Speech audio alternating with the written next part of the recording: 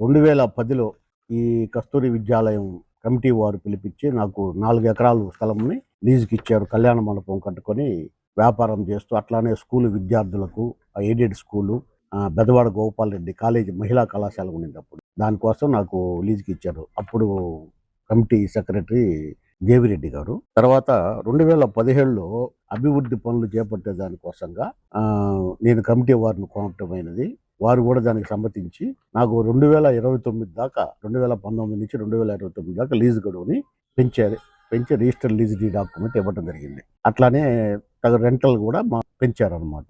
2018లో కస్తూరిదేవి విద్యాలయ committee మార్పు జరిగింది. అప్పుడు వేరే కొత్త కమిటీ వచ్చినారు. వాళ్ళు వచ్చి ఇప్పుడు మీరు చూస్తున్న జీవికే స్కూలు కట్టేదానికి అప్పుడు ఆ ప్లేస్ కూడా దీంట్లోనే ఉండేది నాకు ఇచ్చిన లీజులో. సరే స్కూల్ మంచి కోసం అని చెప్పి నేను కూడా దాన్ని అంగీకరించి ఆ సైట్ వాళ్ళకి ఇచ్చి నేను పక్కన స్థలం తీసుకున్నాను. అప్పుడు వాళ్ళు నాకు 2029 దాకా నా లీజుని పొడిగిస్తాం, అట్లానే ఉంచుతామని చెప్పి ఫస్ట్ 2024 దాకా, తర్వాత 2026 దాకా ఇచ్చి ఇప్పుడు నన్ను ఖాళీ చేయమంటున్నారు. నేను 2017లో ఎప్పుడు అభివృద్ధి పనులు దీన్ని మాడిఫై చేయటం అప్పుడు నేను 4 కోట్ల రూపాయలు ఖర్చు పెట్టి దీన్ని ఏసీగా మొత్తం అందంగా తీర్చిదిద్దటం జరిగింది. సో నాకు నా మధ్యలో కరోనా కూడా 2 సంవత్సరాలు నాకు వెళ్ళింది అని సదరు కమిటీని ఇప్పుడున్న కమిటీని అడిగాను నా లీజ్ టైం నాకు ఇవ్వమని. ఈ లోపల 59 పిల్ ఒకటి హైకోర్టులో దాఖలైంది. ఇది ఎండోమెంట్ వారి స్థలము. ఎండోమెంట్ శాఖ విచారించి చట్ట ప్రకారం తిరిగి చర్య తీసుకోవాలని ఒక పిల్లు వేశారు. అదే అంశాన్ని నేను ఇప్పుడు హైకోర్టులో ఒక రిట్ 18360 రిట్ ఒకటి వేసి, సార్ ఇది కమిటీదే లేదు ఎండోమెంట్దా అని పరిశీలించమని సదరు శాఖ పరిశీలించి జడ్జి వారు ఒక ఆర్డర్ అయితే ఇచ్చారు.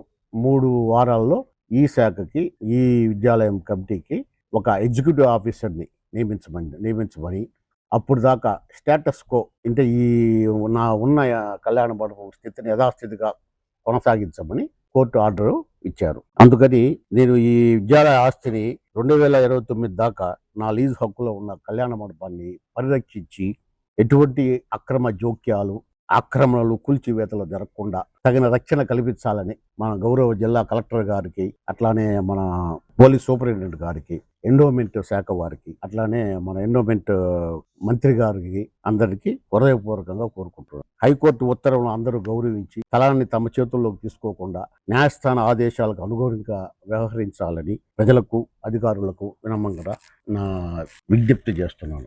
మొట్టమొదటిసారిగా మన నెల్లూరు జిల్లాలో క్యాన్సర్ సంబంధిత సంపూర్ణ వైద్య సేవలు ఇప్పుడు మన మెడికవర్ హాస్పిటల్ నందు అందుబాటులో.